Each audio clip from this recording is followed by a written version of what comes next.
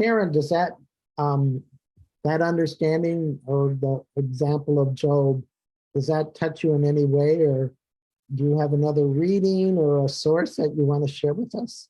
Well, I can say, yeah, it touches me directly because I feel like I'm dealing with these kinds of choices every day. Um, I'm a willful person. I Good for I you. worked really hard. I'm of an age, I'm 75 now, but when I was growing up, um, more so than now, I know it's still an issue with a lot of us, women didn't have the right to do what they wanted to do. Yeah.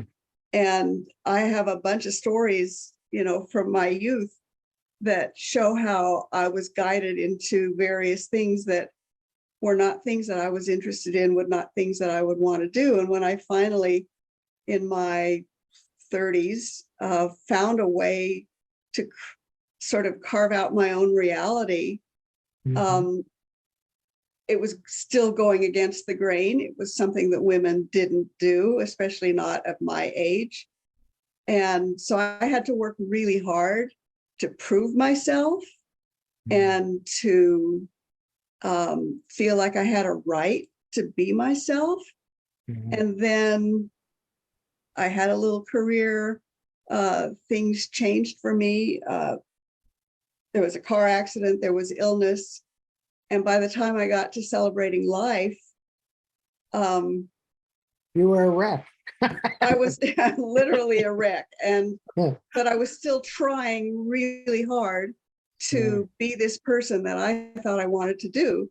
And what I found out fairly quickly was that God had a different plan for me. And so it's been a struggle, in a sense, from the very beginning.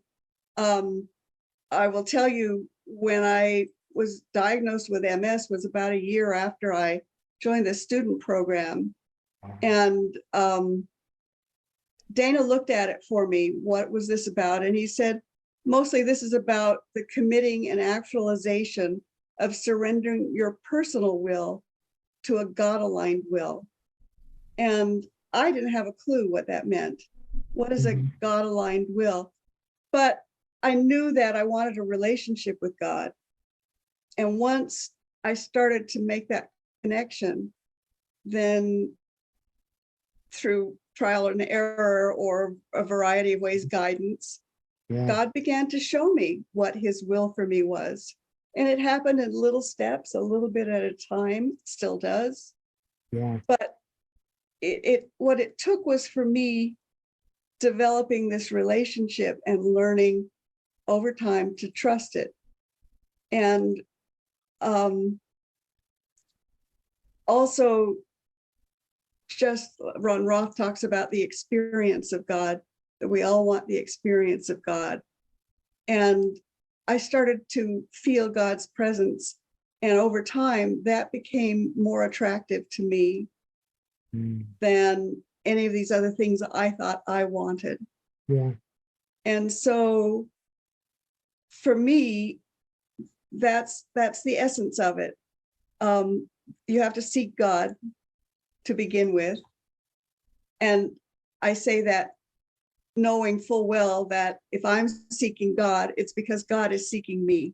And I truly believe that God is seeking all of us.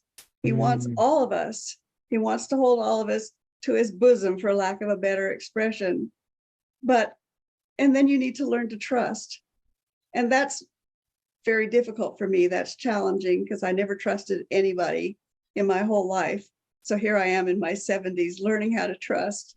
But the rewards of this, every little moment of surrender. And for me, surrender is like what Ron Roth says. Both and God Roth, that's a good one, right? Yeah, it is. He says, he tells a story about in F46. He says, God, this was from a tape, I think, or maybe it was one of the books. Ron said, God speaks to Zerubbabel, the leader of his people, reminding Zerubbabel that it will not be by human power that he will conquer, not by might nor by power, but by my spirit, saith the Lord of hosts. And what God was saying to Zerubbabel is, he is also saying to us, not by your own might or your own strength, or even by your own mind or wisdom, will you bring an end to any strife or problems you are experiencing. The only way that struggle will end is through experiencing the presence of God's Spirit in your life. To the followers of God, the message is clear. No more are you to live in your own power, but in God's. And I love that quote. you know, and in my own experience, when I do surrender and I say, oh, I can't do this, I need your help. I love you, I need you. And that's when the Spirit comes to me the most intensely. And it's always there. We need to know that it's always there and trust that, but also to know that when you ask for it, it will come, because it's always given.